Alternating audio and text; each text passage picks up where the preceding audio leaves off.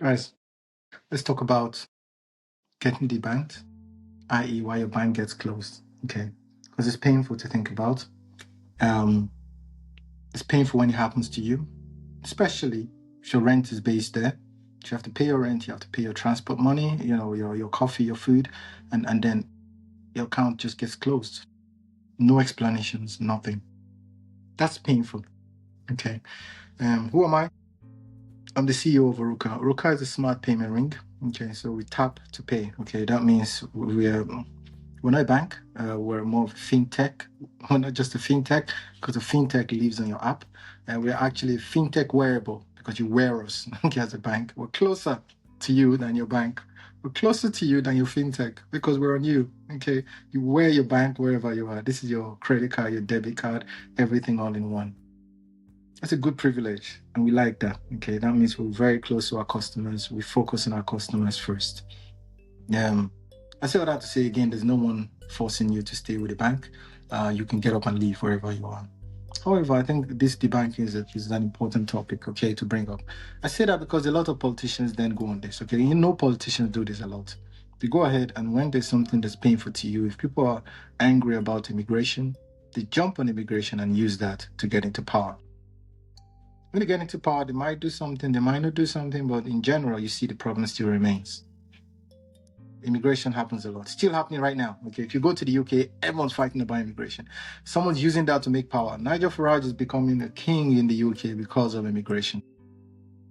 I wish you could fast forward the future to see that when he gets in power, you're going to see. If you haven't learned it already, just look at Labour, the current guys in there. Those guys were pushing and pushing and pushing about suffering and austerity and then government debts. They got into power. So I hope you've learned now. Whatever is happening, just so you know that the politicians, the key tactic, only tactic they have is to look at what hurts you and use it for their own gain. Again, I don't want this to be like a fight on that Nigel Farage, so I'm going to pick on someone else, Donald Trump. So Donald Trump I think it was 2021, if not closer, but 2021, yeah, he got debanked. So his bank account got closed at Signature Bank. It also got closed at Deutsche Bank. So Deutsche Bank closed up his account and said they didn't want anything to do with him.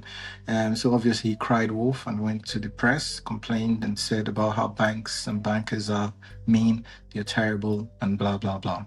Which is different from you. That's the point I'm trying to make there. It's the same pain point, but they're riding that.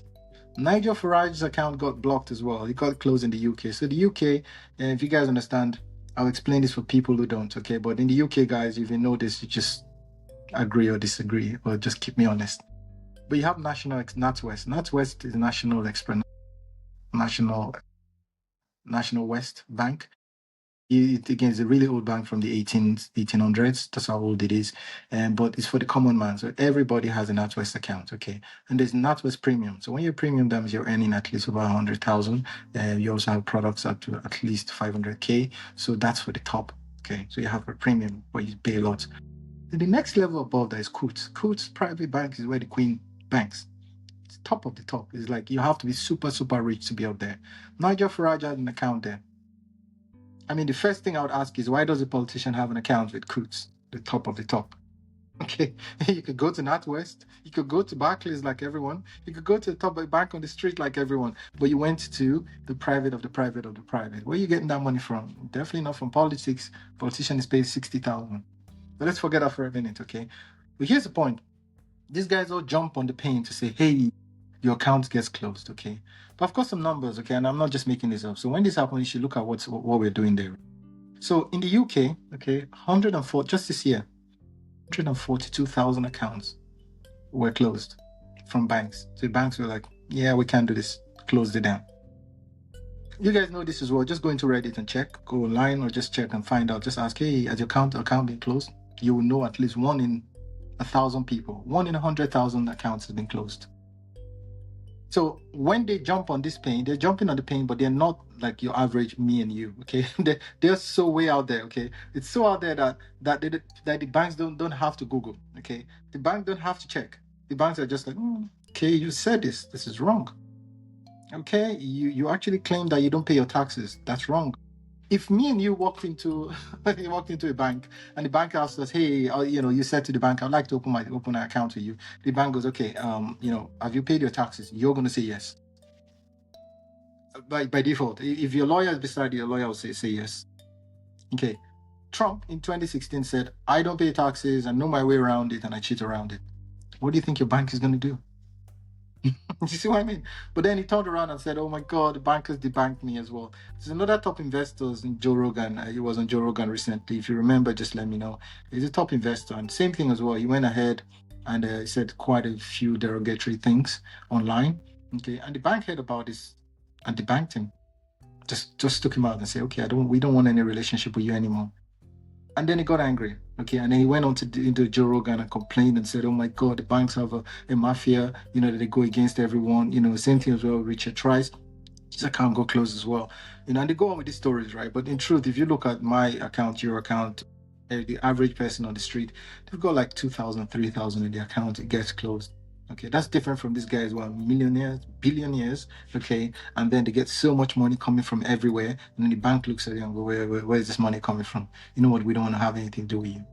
Or you go ahead and you say something that's wrong or is inappropriate to their staff that's working there. Yeah, and then they say, well, we don't want this business anymore. And then they get angry. And then they call you in to fight for them. Like, we're fighting already. We're poor. We're fighting every day. Like, customers are fighting every day. But you're bringing them to fight for you because your top Coots or top Deutsche Bank, Signature Bank took you out and said, hey, we don't want your money. Just so you know, when that happens, okay, I'm going to compare this to the average man on the street. When Donald Trump's money got debanked, right, they gave him his money immediately. They were like, here's your money.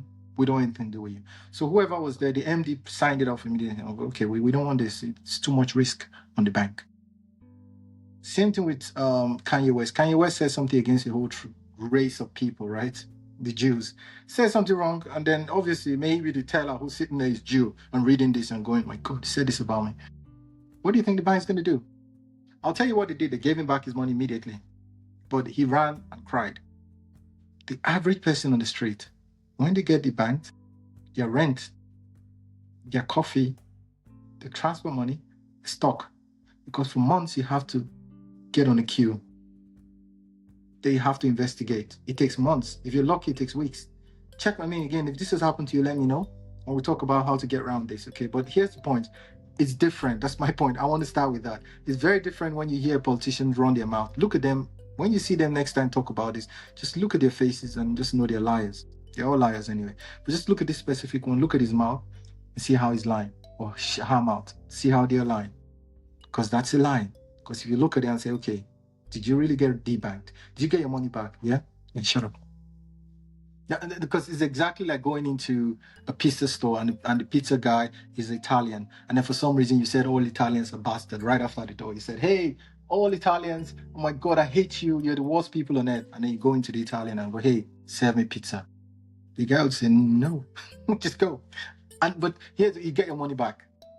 That's very different from the man on the street that just got a crypto payment of 2,000 to make his payment. But because he doesn't get crypto payment, the bank went, oh, we're going to hold on to this. We don't know what this is happening. This could be terrorist finance, could be a suspicious activity, it could be an EML check, could be giving you all the reasons why already. There are different reasons, and all these reasons could cause that. But the guy who's sitting there in front can't take that decision. So he needs to pass it on and pass it on. And guess how many of these they passed on? I'll give you a clue. 140,000 were closed just this year alone. And those are people that were closed. How about people that were not closed? The false alarms. False alarms is 9-1. So every one account that we close in a bank, we used to close in a bank. When I worked in a bank, there were 9 false alarms. So those false alarms then are false positives. Basically means that those are people whose livelihood was stopped while the investigation was going on. And then when the investigation was closed, then the money was released. Okay. The two things I have to say about that, right? So the one thing I'll say, okay, why? Okay, so these things happen because, number one, we've talked about it already. So an anti-money laundering check is where they check to make sure that the cash coming in is not part of terrorist finance or you are inadvertently participating in that. So they try and stop that as quickly as possible. Otherwise, they get fined. Yes, I was working at Citi then. I remember Citibank, they got fined 250 million just for actually not doing complete checks and compliance checks. It's 250 million. That's a lot, sizable amount. We all lost our bonuses that year. That's not even funny, but yeah, that's true. It impacts the actual people working there. People can look at bankers as top guys, but there are also a lot of other people, operations guys, actually work, compliance guys that work and get a decent living. And when banks get fined, they suffer. So banks try to avoid that. Same thing as well with, all the JP Morgan, they got fined recently. HSBC are still battling their fines where because they stopped to control terrorist financing. And when that happens, the bank gets in trouble. So they try to avoid that as quickly as possible. And what happens, they escalate that. So the point I'm trying to make there is the fact that if there's an escalation, as a CEO, I try to push and say, get back as soon as possible. Don't ghost these people. Don't leave them in check. And for goodness sake, don't reply with AI. Yeah, so a lot of buyers, I can tell you a lot of people are angry. I mean, you're about to go to work and then they come back with an AI comment, okay? Or a standard comment that they copied and pasted from somewhere. Or a patronizing comment. Like people, customers know these things. They're humans. Yeah, they're human, so they know, especially if they're stranded and the account just stopped working. The one account that they have stopped working. Be human in the response. Okay, so hey, your account goes blocked. This and this is why, without tipping off. Okay, so there's a concept of tipping off, which basically there's an investigation going on in a bank. You should try not to tell the person in case it's a terrorist finance, which is a problem. So one thing is, please be human. We expect the banks to be human, and if your banker is not human, if the customer service rep is not human, then leave. Like right now, you can open up a bank account on your phone. Right now, you could just get up online bank and open up an account. So why are you stuck with one bank? You should have at least 4 banks. Check my video on that. I don't want to go into that here. It'll be forever. But you should have 4 banks. You should have a current account. You should have a savings account. You should have a retirement account.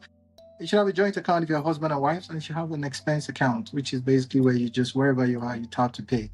If for some silly reason your account gets blocked, someone doesn't talk to you, or believe that they need more time to investigate, you still have money to pay and go where you're going. So you tap to pay for your transport, for your train tickets, for shops, for grocery, you're running, buying water, you could just tap to pay. So we see that a lot. If you still want to use your phone, you can also have these as well. You tap to pay for an online account that you can use wherever you want. Crypto is coming up as well. So crypto, you can also, there are some shops. We're working with actual a few crypto providers. So watch for our channel, orukka.com. Also watch on the app as well. But we're introducing crypto as well, where if you can go in the store, accept crypto, have to pay your crypto. That's not getting blocked, I can tell you, anytime soon. But what causes that, I said, is just basically number one, the checks have to be done and the checks take time. But people should also be human in the responses, okay, and make sure you explain the reasons why. Okay. And the other point I think which is important is then the reputational risk or worry from the bank.